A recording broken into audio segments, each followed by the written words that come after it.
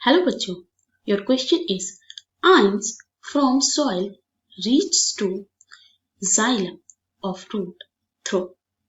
इस क्वेश्चन में पूछा गया है कि जो आइंस प्रेजेंट हैं सॉइल के अंदर, ठीक है, जो आइंस प्रेजेंट हैं सॉइल के अंदर वह पहुंचते हैं रूट के जाइलम टिश्यू तक किस प्रोसेस के थ्रू। ओके, तो यहां पर हमें 4 ऑप्शंस दिए गए हैं। वह 4 ऑप्शंस कुछ इस प्रकार हैं। ऑप्शन नंबर फर्स्ट में हमें दे रखा है एक्टिव अपटेक ओनली, यानी कि एक्टिव ट्रांसपोर्टेशन के थ्रू अपटेक होता है। Option number B is passive uptake only, यानी कि पैसिव ट्रांसपोर्टेशन के थ्रू होता है। Option number C is only diffusion, ठीक है, डिफ्यूजन ही होता है। And option number 4 is active और पैसिव अपटेक और कॉम्बिनेशन ऑफ बोथ, यानी कि दोनों के कॉम्बिनेशन से, मतलब एक्टिव और पैसिव ट्रांसपोर्ट दोनों के कॉम्बिनेशन से होता है।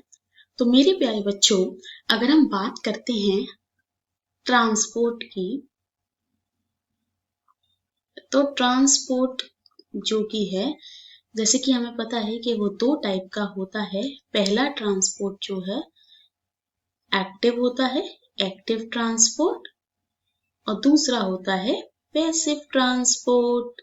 ओके, पैसिव ट्रांसपोर्ट और एक्टिव ट्रांसपोर्ट। एक्टिव ट्रांसपोर्ट में जो मूवमेंट होता है मॉलिक्यूल्स का वो होता है लोअर, या हम बोल सकते हैं lower concentration to higher concentration, ठीक है, लोअर टू हायर होता है, जबकि पैसिव में हायर टू लोअर होता है। ओके, तो ये बात हमें ध्यान रखनी है। यहां पर एक्टिव ट्रांसपोर्ट में एटीपी की रिक्वायरमेंट होती है, क्योंकि कम से ज्यादा की तरफ मूवमेंट होता है, तो इसलिए एनर्जी की फॉर्म में हमें एटीपी की नीड होती है, यानी कि यहाँ पे हमें एनर्जी की जरूरत है। जबकि यहाँ पर हमें एटीपी की आवश्यकता नहीं है, क्योंकि हायर टू लोअर है, ज्यादा से कम की तरफ जाना है, ठीक है, इजीली चला जाएगा, किसी भी एनर्जी की रिक्वायरमेंट नहीं है। ओके, तो अगर हम बात करते हैं सॉइल की, तो सॉइल में आइंस जो हैं, मतलब जो मिनरल्स हैं वो आइंस की फॉर्म में हैं, और यहाँ पे सॉइल में एज कंपैरेटिवली प्लांट टिश्यू, ठीक है, अगर हम बात करते हैं कि जो प्राइमरी प्लांट टिश्यूज होते हैं, पहला जो लेयर है वो किसकी है, एपिडर्मिस की है। तो इसकी कंपैरिजन में जो आइंस होते हैं वो सॉइल में लेस होते हैं। Let me change the pen colour. Ion में इसके कंपैरिजन में लेस होते हैं। तो जब आयन से वो मूव कर रहे होते हैं रूट में, तो वो एक्टिव ट्रांसपोर्ट के थ्रू मूव करते हैं, और फिर आगे एपिडर्मिस से आगे दे विल मूव पैसिवली।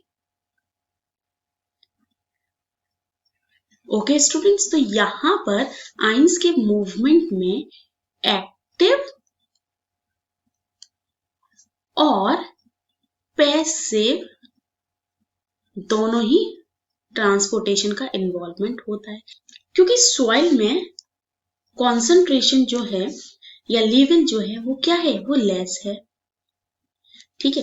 लेकिन एक बार जब प्लांट बॉडी में वो आ गया, ठीक है, जब प्लांट बॉडी में उसने एंटर कर लिया आइंस ने, ठीक है, अब यहाँ पे क्या है कि कॉन्सेंट्रेशन हाई है, तो अब उसे किस तरफ मूव करना है, जहां पर कॉन्सेंट्रेशन कम हो। तो वो कौन से ट्रांसपोर्टेशन को अपनाएगा, वो अपनाएगा पैसिव ट्रांसपोर्ट को। ओके स्टूडेंट्स, तो जाइलम टिश्यूज में वो कब पहुंचता है, किसके थ्रू पहुंचता है, दोनों के कॉम्बिनेशन के थ्रू, क्योंकि सॉइल से ही तो आ रहा है। तो पहले जब वो प्लांट बॉडी में एंटर करेगा तो वो सॉइल से एक्टिव ट्रांसपोर्ट के थ्रू करेगा, और एक बार प्लांट बॉडी में पहुंचने के बाद वो पैसिवली ट्रांसपोर्ट करेगा।